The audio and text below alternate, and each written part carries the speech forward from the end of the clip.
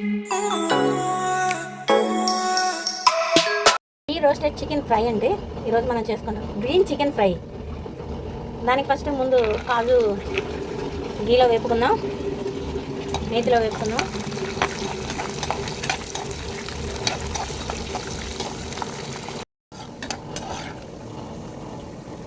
ఇది బాగా ఫ్రై అవ్వను కదండి.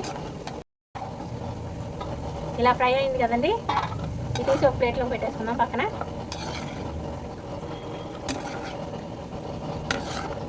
సూపర్గా ఉంటుందండి. ఇప్పుడు కాజు తీసేసుకున్న తర్వాత చికెన్ శుభ్రంగా వాష్ చేసుకుని అది నేతిలో వేసుకోవాలండి.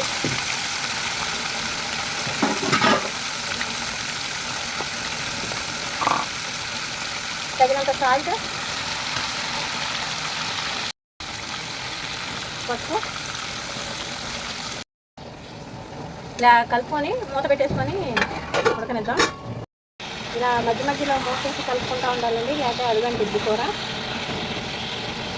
మళ్ళీ మూత పెట్టేసుకున్నాం.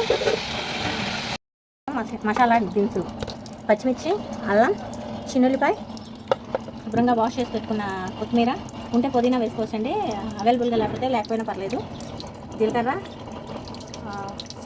లవంగాయ, యాలక్కాయ, ఇవేనండి మనకు కావాల్సిన గ్రేవీ. ఇది మిక్సీ పట్టేసుకున్నాం. మనం మెత్తగా గ్రైండ్ చేసేసుకున్నాం కదండి.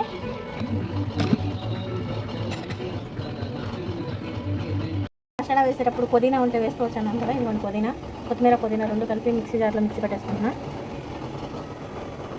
ఈ గ్రీన్ మసాలాలో నేను తీసుకున్నాయండి పచ్చిమిర్చి, కొత్తిమీర, పుదీనా లైట్గా తీసుకున్నాను, జీలకర్ర, చెక్క, లవంగాయ, చిన్నులపాయ, అల్లం, ఇవన్నీ తీసుకున్నానండి. ఇవన్నీ తీసుకొని ఇప్పుడు ఇది లైట్గా వేగింది కదా ఫ్రై, ఇది వేగింది కదా, వేగిన దాంట్లో మనం ఇది వేసేసుకుందాం.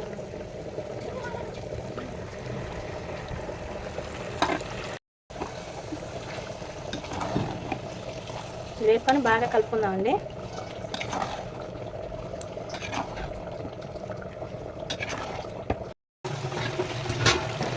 ఇలా మధ్య మధ్యలో కలుపుకుంటూ ఉండాలండి, లేకపోతే మాడిపోద్ది. ఎలా అయినా న్యాచురల్గా వచ్చిన కలర్ వేరు, మనం ఆర్టిఫిషియల్గా కలర్ వేస్తున్నది వేరు కదండి. సూపర్గా ఉంటుంది ఈ చికెన్. ఇలా ట్రై చేస్తుందండి. వెళ్ళినప్పుడు అండి సన్నగా కట్ చేసుకున్న ఆనియన్స్ వేసుకోవాలి మనం. కొంచెం మీడియం సైజులో ఉన్న ఆనియన్. అప్పుడు ఈ నేతిలో వేగి ఈ మసాలా అంతా కూరకు పట్టి అసలండి ఆనియన్స్ వేస్తే అది కూడా వేగుతుంది. మనకి ఆనియన్స్ వేగేసరికి మనకి ఫుల్ ఫ్రై రెడీ అయిపోయినట్టే అండి. సూపర్గా ఉంటుంది. కలిపేసుకున్నాం. ఇలా ఆనియన్స్ వేగినాయి కదండి, ఇలా అయితే మనకి అయిపోయినట్టే. ఇందాక వేపుకున్నాం కదా నేతిలో జీడిపప్పు, ఇలా వేసుకొని కలుపుకొని స్టవ్ ఆఫ్ చేసేసుకొని వేసుకుంటే పొడి మసాలా వేసుకోవచ్చు, లేకపోతే లేదు. నేనైతే వేసుకోవట్లేదు. సూపర్గా ఉంటుందండి. ఆ వంటలు కనుక మీకు నచ్చినట్టయితే లైక్ చేయండి, షేర్ చేయండి, సబ్స్క్రైబ్ చేయండి. Thanks for watching. Thank you friends.